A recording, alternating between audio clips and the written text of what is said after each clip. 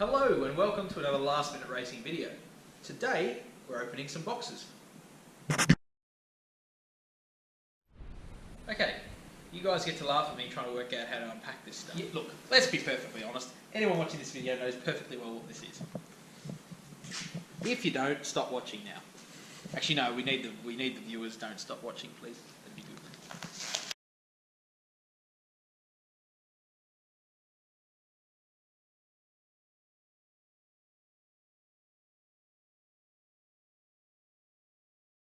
Also, I'm glad you don't have a job as like a shipping delivery bloke or, you know, a warehouse manager or something like that. There's a reason I do two things. I tune cars and I work on IT stuff.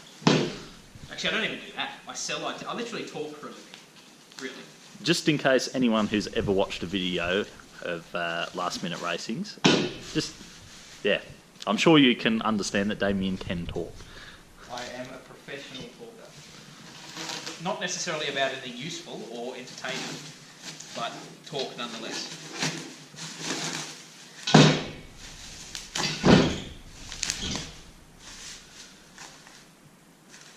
There we are. Piece number one. So the next part in the diary of Damien's struggles is this rather large. It's also quite heavy, deceptively so, I think. Correct. Cardboard box.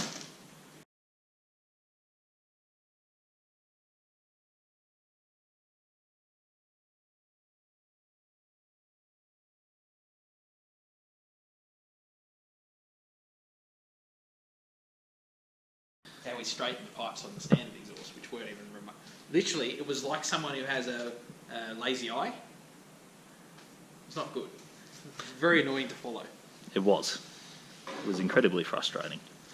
Alright, so Damien had a little head start on unpacking this one. That way it was slightly less like watching paint dry.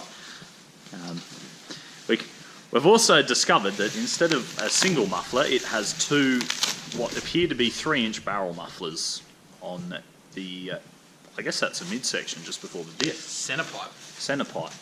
So it's got those two there and this one here. So they've given it a go at trying to shut it up. Yeah. So here we have another box. It's like Christmas, except for the fact that you had to pay for it, so it's a bit... Yeah, it would have been nice if someone else would have paid for it all. Yeah, look, you win some, you lose some. So it's a nice big white box. It has Street Fighter by KPM Motorsport written on the side of it.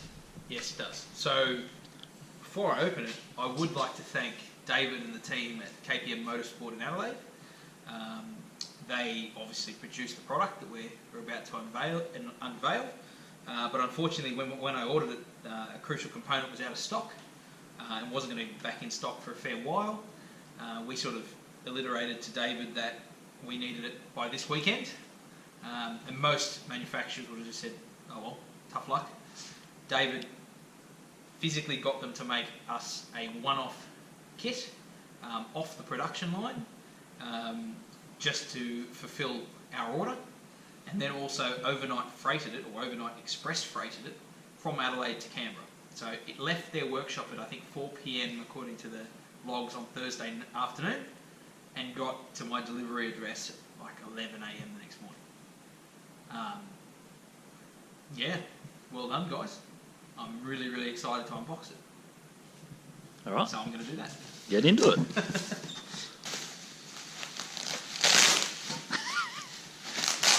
You can't accuse me for not packing it properly. No. So, the first piece of the puzzle, which is basically a heat exchanger for an intercooler. Yes. So, which is a water-to-air intercooler. So... Correct. So this will be full of water. Like a radiator. Yep. Just smaller. And more billet.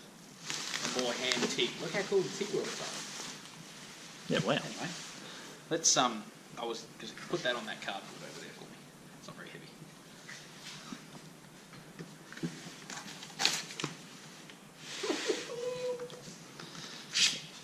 Alright. Now we're talking. Important. Must read first. Well, we're not installing it yet, so but we will have a... We will read that at some point. Definitely.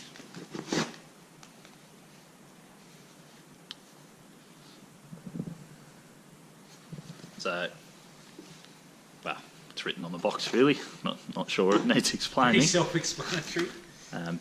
So they are the 1000cc injectors, They are. which, look, for what it is currently, should Can be I adjust? Oh, really? It's literally forward characterization data. That is fantastic. That is, look, a lot of the time when you buy injectors, you don't get any of that, which, as you know, can be a real pain sometimes. It's a pain in the arse a lot of the time. So what it is the calibration data for the injectors, so flow rates and all that kind of stuff. High slopes, low slopes, break Yep, points. which makes your tuner's life a lot easier if you can provide the data with your injectors. So yeah, that's a nice touch from them. I never brought an intercooler for a GS to show and tell before. No. Is that just... Oh no. Yeah, I know what it says. This is how we're going to make some horsepower.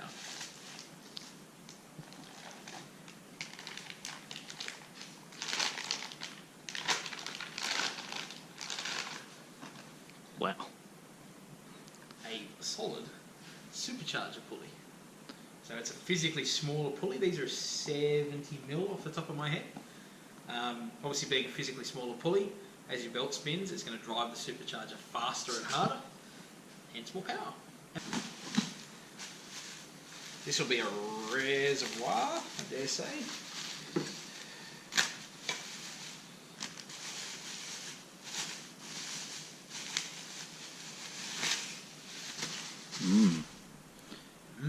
Another bit of, oh, even the cap.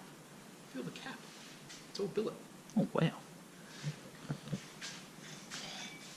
That's satisfying. Yeah. Sorry, this is a bit of automotive porn. Wow. It's like a water bottle, just with big holes in it. Gee. That's fantastic. You see where the money goes. Yes, it did seem a bit daunting when you explained where it was all going. So, come around this side. This sandwich plate sits in the centre of the top of the blower lid. And obviously these are just cable tied there for storage. And so this whole centre section here is now a massive intercooler. The quality looks fantastic. And as long as it fits as well as it looks, I'll be an exceedingly happy man. Yeah. Okay, so exhaust time. What we thought we'd do and what we've discussed is the only bolts we can't break are these ones at the front that you probably can't see. So we thought we'd do them first because it gives us a good idea of how poorly this night's going to go. Pretty much. Yeah, look, obviously, because the exhaust heats up and cools down a lot, they are prone to seizing in. We've just sprayed them with some WD, only because we didn't have freezing release. Letting it sink in for a second, then we'll try and crack it. And, yeah. Also, See how we go. it's already apparent how much smaller the factory exhaust is. Like this is, I can pretty much get my fingers around that. I think this is going to be awesome. It's going to be loud. Awesome. Horrendously loud. It's going to be glorious. Good, let's get into it. Right, so we have just ripped the factory exhaust out. Took us, what, 5 minutes tops? Including like WD-40 spraying, 10. Yeah, so took us bugger all. And you can see the X-Force is huge. So this pipe here is the same size as this pipe. This was running off two banks rather. So that was the entire engine flow worth of gas going through there. Now has 2 of those. Instead of these tiny little chicken leg looking things, we have these big thumpers. So basically, it's going to be loud, it's going to be fantastic. It's also probably not going to be great to drive on long distances anymore, but you know what? It'll probably sound good while you're into it, which is probably where it should be most of the time. After you. Where do we start? Yeah, torch is in the toolbox here. Well, there is an exhaust fitted, as you can see. Comments and questions, Damien? Or feedback? All I'm going to say is it fits like an X-Force, which is it doesn't. Look, and I mean, my personal experience with X-Force has been a lot of them are not quite as good as they should be on the fitment. It may just be that I've been unlucky, but it sounds like a few people have had dramas too. So this still didn't take us very long to install. We have used sealant on all of the flanges, though, as sometimes they don't make correctly. Currently, the exhaust hits on the tail shaft. You had to kind of really pull a few of the bolts in to get everything to line up. It looks like the muffler's just touching the rear bar, but I'm not sure whether that'll... It's literally just touching.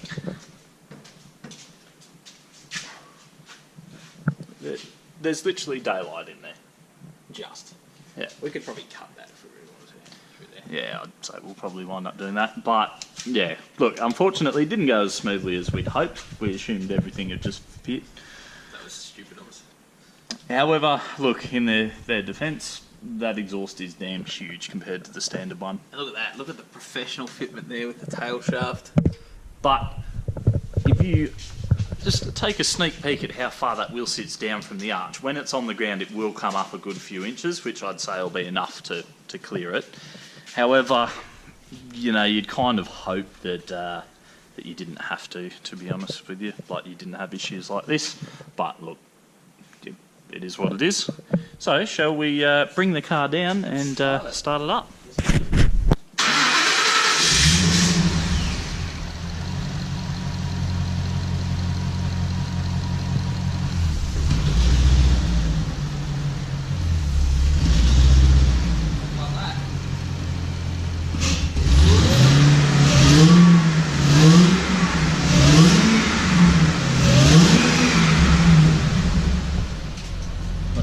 Not my preferred cup of tea, to be honest with you. Yeah, but your preferred cup of tea is like, I want to grab this and bash this against my fucking head. Look, there's a variety of that to country music. Anything and everything in between. I know, we heard it on the Melbourne trip. That was fantastic. Yeah. Can you film it? Yeah, absolutely. Oh, right. Who cares? We can edit stuff out. Or not. Like, So, the instructions for this say... just wait. Let's take a step back. What are we actually doing now, Damien? We're fitting the intercooler plate. We're exhausted. We are exhausted. That's a terrible joke. Oh. We've removed the intake, we've removed the throttle body bracketry. Because we are fitting The intercooler plate. the intercooler. Yes. The intercooler So, riser thing. we've pulled the cold air intake out. And we have pulled the throttle body tube, the throttle body and the bracket out. We've started pulling the hat bolts out. We've got the centre cover off so we could unplug the map sensor, which sits down in there.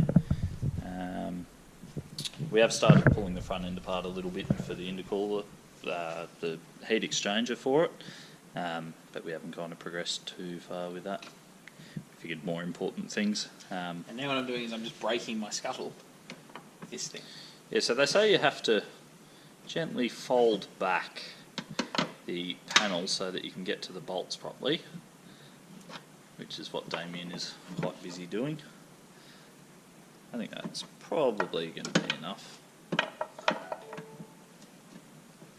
So, anyway. We'll continue with this. Once this comes off, we'll check back in.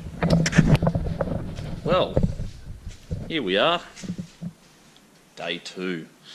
So last night we finished pulling the top hat and the diversion plate out.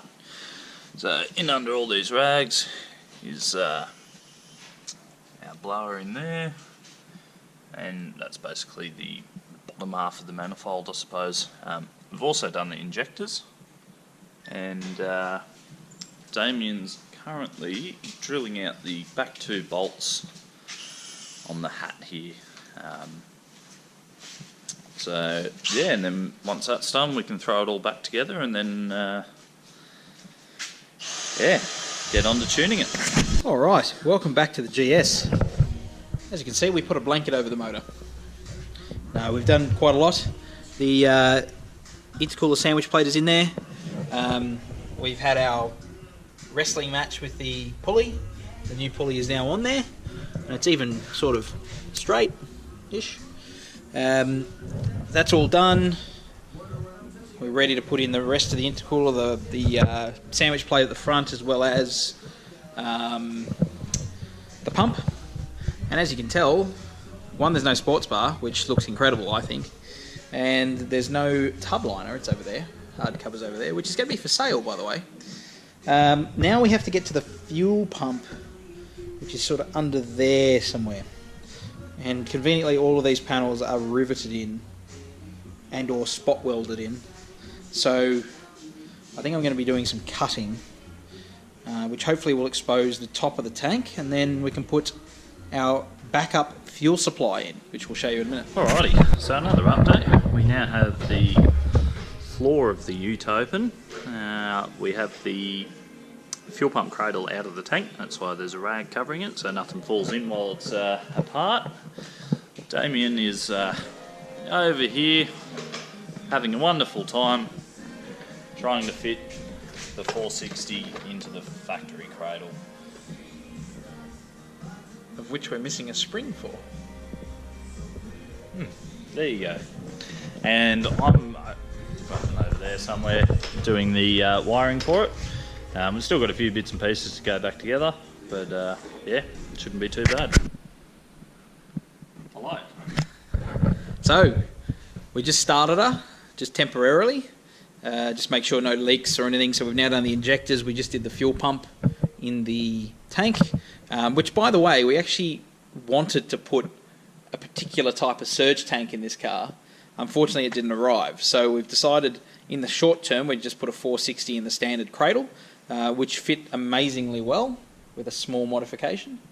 Bit of wiring, etc. We just started it very quickly. It ran like a dog, obviously, because I haven't recalibrated it for the new 1000cc injectors yet.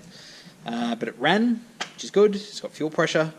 The belt didn't just disappear off the supercharger immediately, so that was nice. Back here, not much to see. There's your fuel pump. Yeah, not much to see, literally. It's all back, the cradle's all back in there. We're going to put the tub liner back on. We're not going to put the hard cover back on, because we're going to put a soft cover back on this thing. So now we're just going to weld this plate back across, and move on with the job. Look, X-Force.